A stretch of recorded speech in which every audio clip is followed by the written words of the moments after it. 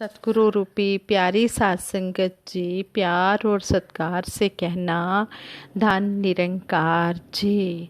साध संगत जी, सबसे पहले दासी सतगुरु माता जी का शुक्राना करती है, जिनकी कृपा से हमें ये सुंदर घड़ियाँ व्यतीत करने का मौका मिल रहा है।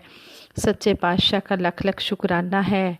साध संगत जी, जैसा कि आप सभी को पता ही है कि ये अप्रैल का महीना चल रहा है।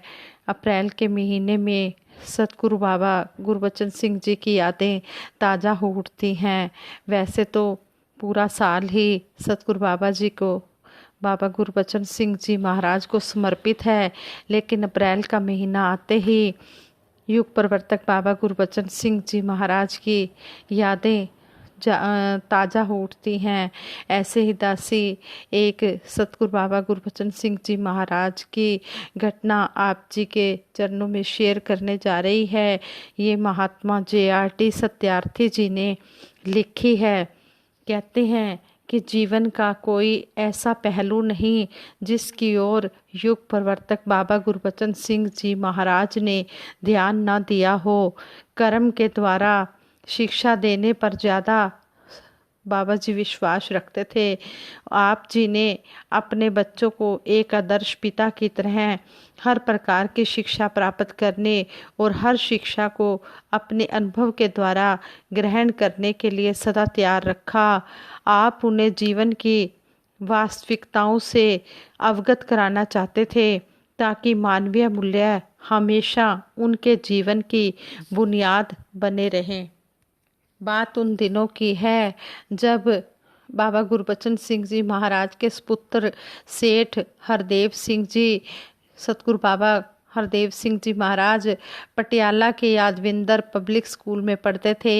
सेठ साहब गर्मी की छुट्टियां व्यतीत करने के लिए दिल्ली आए हुए थे। जब छुट्टियां समाप्त होने लगी तो उन्हें हॉस्टल छोड़कर आने की सेवा महात्मा JRT सत्यार्थी जी को सौंपी गई। लंबी छुट्टियों के बाद जाने के कारण और कुछ समय बाद मौसम बदलने की संभावना को देखते हुए सेठ जी का सामान कुछ अधिक हो गया। पूज्य राजमाता जी ने महात्मा JRT सत्यार्थी जी को आदेश दिया कि सेठ साहब को हॉस्टल छोड़कर आएं और स्कूल के प्रिंसिपल, स्टाफ और अन्य महापुरुषों से भी मिलकर आएं। तो ये महात्मा कहते हैं, हमने पटियाला जाने के लिए राजपुरा तक फ्लाइंग मेल पकड़नी थी और आगे राजपुरा से पटियाला तक बस से जाना था। निरंकारी कॉलोनी से मंडल की कार पर सामान रखकर हम दोनों स्टेशन के लिए चल पड़े। महात्मा JRT सत्यार्थी जी भी और सतगुरु बाबा हरदेव सिंह जी महाराज जब बचपन में थे, छोटे से थे, यादविंद्रा पब्लिक स्कूल पटियाला में पढ़ते थे, तो उनको छोड़ने के लिए आदरणीय महात्मा JRT सत्यार्थी जी जा रहे थे। तो ये बता रहे थे कि इस तरह हम सामान मंडल की कार पर रखकर स्टेशन के लिए चल पड़े। रास्ते में एक दो बार कार को धक्का भी लगाना पड़ा, जिस कारण गाड़ी छूटने के समय ही स्टेशन पहुंच पाए। बड़ी मुश्किल से टिकट ली और उससे भी अधिक मुश्किल से खचाखच भरी गाड़ी में सामान फेंका। अभी पाँव अंदर रखा ही था कि गाड़ी चल पड़ी। उस भीड़ में सामान दरवाजे के पास रखकर हम खड़े खड़े ही राजपुरा स्टेशन तक पहुँचे। अब कुछ सामान कूली से उठवाकर और कुछ हम खुद उठाकर स्टेशन के बाहर बस स्टैंड की तरफ चल पड़े।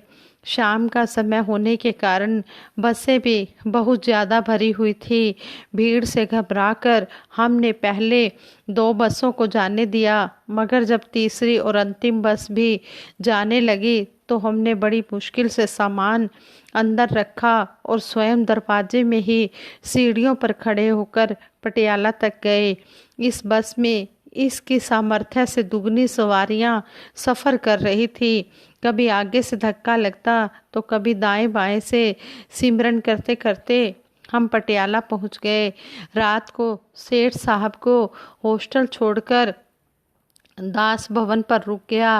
रात को देर तक दास सोचता रहा कि सेठ साहब दुनिया की एक महान विभूति के इकलौते बेटे हैं मगर इन्हें ये सुविधाएं क्यों नहीं मिल रही हैं जो किसी भी महान पिता के बेटे को अक्सर मिलती हैं। इसी सोच विचार में न जाने कब नींद आ गई। सुबह उठकर दास स्कूल के प्रिंसिपल और स्टाफ से मिला। सेठ साहब के अध्यापकों की एक ही राय थी कि यह किसी विलक्षण व्यक्तित्व का स्वामी है, जो काम कहो पूरा कर देता है, लेकिन खामोश बहुत रहता है, सद-मस्ती में रहता है, बहुत कम बोलता है, मगर हर एक के साथ हमदर्दी, प्यार व औरों के काम आने की भावना इनमें कूट कूट कर भरी हुई है। यह अन्य बच्चों से तो बिल्कुल अलग है, इसे तो हम भी समझ नहीं पाए। दास सेठ जी से आज्ञा लेकर महापुरुषों से मिलजुल कर दिल्ली वापस पहुंच गया, मगर मन पर बोझ बना रहा। निरंकारी कोठी पहुंचते ही सबसे पहले बाबा गुरबचन सिंह जी महाराज के दर्शन हो गए। दास ने नमस्कार की तो बाबा जी ने मेरे उतरे हुए चेहरे से जान लिया कि मन बोझिल है और कोई बात अंदर ही अंदर परेशान कर रही है। बाबा जी ने पूछा, ठीक ठाक पहुंच गए थे? तब एक मन तो किया कि दिल का गुबार सिसकियां ले लेकर और रो रो कर निकाल दूं, मगर फिर चुप रहने की ही ठानी और अंदर की बेचैनी को अच्छी तरह से सतगुरु बाबा गुरबचन सिंह जी महाराज समझ चुके थे। फिर दोबारा पूछा, क्या बात है, आप परेशान लग रहे हो? अब दास अपने आप को वश में न रख पाया और कहना शुरू कर दिया, बाबा जी एक बात समझ नहीं आती कि इतनी महान विभूति का बेटा और इस तरह गाड़ियों और बसों में धक्के खाए। कार मिली स्टेशन तक के लिए, लेकिन धक्के मार मार कर थक गए। क्या सेठ साहब को अच्छी सी कार छोड़ने नहीं जा सकती थी? आप पहले तो हंस कर पूछ रहे थे, परंतु मेरी नादानी पर गंभीर हो गए और कुछ कठोर स्वर में कहने लगे, शास्त्री जी क्या कह रहे हो? क्या संसार में और बच्चे नहीं हैं जो ऐसी मुश्किलों को रोज रोज सहते हैं? आपको कार को धक्का लगाना पड़ गया तो इतने में ही परेशान हो गए। जरा ध्यान करो, कितने बच्चे इस भारत की धरती पर रहते हैं जिनके पास साइकिल तक भी नहीं है। फिर वे सब लोग जो रेल या बस में भीड़ बनकर लटक रहे थे, क्या वे इंसान नहीं थे? वे बाकी नौजवान किसी माँ बाप की संतान नहीं थे क्या? शास्त्री जी, यह हिंदुस्तान है जहाँ लाखों बच्चों को स्कूल की दहलीज तक देखनी नसीब नहीं होती। आप बच्चों को नाजुक ना बनाओ, इन्हें हर वातावरण में अपने आप को एडजस्ट करने की आदत पड़नी चाहिए। मैं चाहता हूँ कि ये बच्चे कड़ी मेहनत करके जीवन की ठोस सच्चाइयों से अवगत हों, ताकि भविष्य में मिलने वाली जिम्मेदारियों को अच्छी तरह निभा पाएं। शास्त्री जी, बच्चों को अपने देश और समाज से वाकिफ होने दो। ये सबसे निचले स्तर पर जी रहे मनुष्यों को भी देखें, ताकि उनकी कठिनाइयों और दर्द को महसूस कर सकें, यह जान सकें कि गरीबी, लाचारी, मजबूरी क्या चीज़ होती है। जब इस संघर्ष रूपी तप में से निकलेंगे तो देखना किस तरह निखर कर सामने आएंगे। बच्चों को कभी यह एहसास नहीं होना चाहिए कि वे किसी विशेष व्यक्ति की संतान हैं, इस कारण उन्हें कुछ विशेष रियायतें या सुविधाएं मिलनी चाहिए। इस प्रकार बाबा गुरबचन सिंह जी महाराज के वचन सुनकर दास मन ही मन अपने आप को बहुत छोटा और तुच्छ समझ रहा था, जो जानता नहीं कि गुरु क्या चाह रहा है और इस धरती में कौन से मानवीय मूल्यों के बीज बो रहा है। यह तो कर्म, मेहनत, संघर्ष, साहस और विश्वास की नींव मजबूत कर रहा है।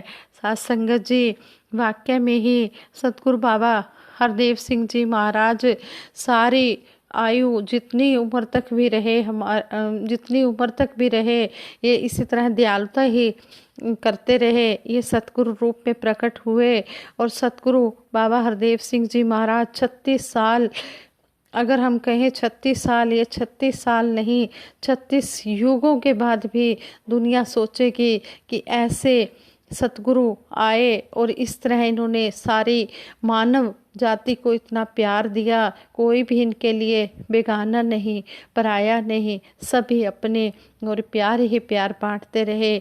इस तरह युग प्रवर्तक बाबा गुरबचन सिंह जी महाराज ने दिखाया कि सभी एक जैसे होते हैं। तभी तो संपूर्ण अवतार बाणी में शहनशाह जी ने भी कहा है, सतगुरु नु सिख प्यारे अपने पुत्र तियां तो, सतगुरु अपने सिखा नु ही दीन ईमान समझदा है, कहे अवतार गुरु सिख ताई अपनी जान समझदा है। आज संगत जी, सतगुरु चाहे किसी भी युग में आए हो, सतगुरु ने कभी भी किसी के साथ भेदभाव नहीं किया, सभी को एक समान समझा। कहते हैं कि सतगुरु को सिख बहुत ही प्यारे होते हैं, लेकिन वही गुरसिख प्यारे होते हैं जो सतगुरु की बात को मानकर चलते हैं, जो सतगुरु की बात को हूबहू मान लेते हैं।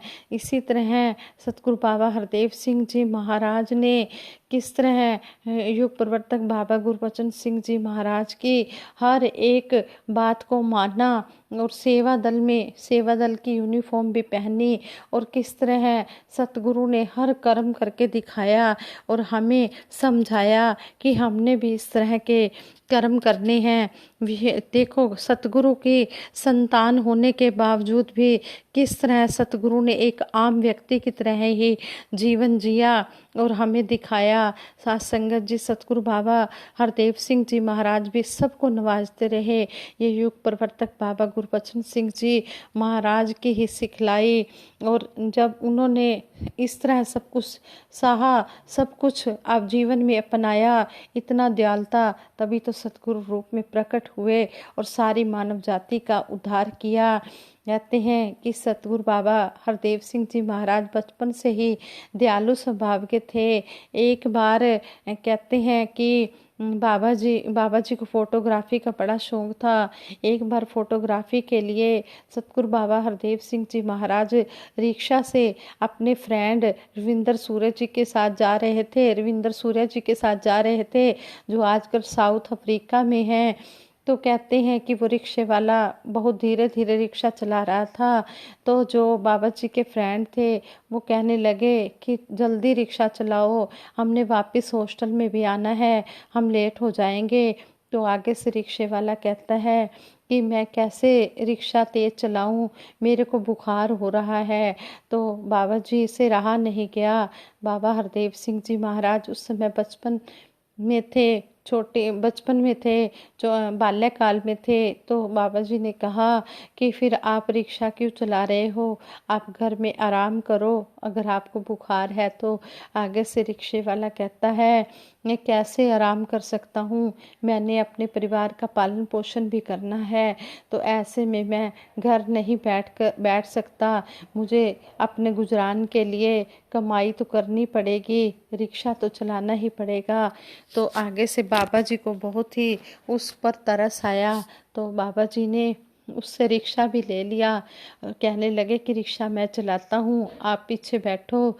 और बाबा जी ने उसको 2-3 महीने का राशन का जो खर्चा था वो भी दिया, और कहने लगे कि जब तक आप ठीक नहीं हो जाते आपने रिक्शा नहीं चलानी, आप अपने घर में आराम करो। ऐसे हमारे सतगुरु बाबा हरदेव सिंह जी महाराज इतने दयालु थे।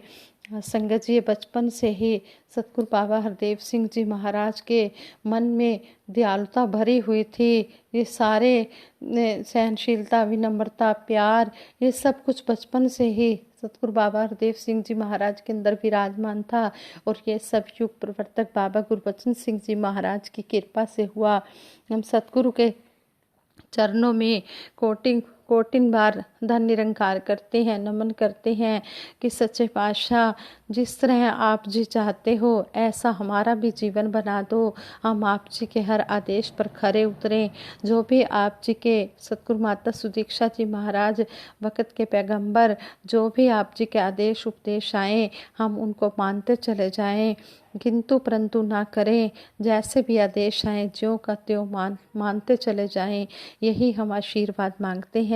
और बाबा गुरबचन सिंह जी महाराज की जो भी हमें शिक्षाएं मिली हैं, हम उन शिक्षाओं को अपने जीवन में धारण करते चले जाएं। यही युग प्रवर्तक बाबा गुरबचन सिंह जी महाराज के प्रति सच्ची श्रद्धांजलि होगी। साथ संगत जी, अगर दासी के मुख से कोई शब्द सही ना निकला हो तो दासी को क्षमा कर देना। आगे के लिए दासी को शुद्ध विचार करने की क्षमता बख्शना। दासी सिमरन कराएगी, आप सभी मिलकर सिमरन में साथ देना जी। तू ही निरंकार मैं तेरी शरण हाँ, मैनू बख्श लो। तू ही निरंकार मैं तेरी शरण हाँ, मैनू बख्श लो। तू ही निरंकार मैं तेरी शरण हाँ, मैनू बख्श लो। तू ही निरंकार मैं तेरी शरण हाँ, मैनू बख्श लो। बोलिए सतगुरु माता सुदीक्षा सविंदर हरदेव जी महाराज की जय। निरंकारी राजमाता गुरुबचन अवतार की जय। हाँ संगत जी, प्यार से कहना धन निरंकार।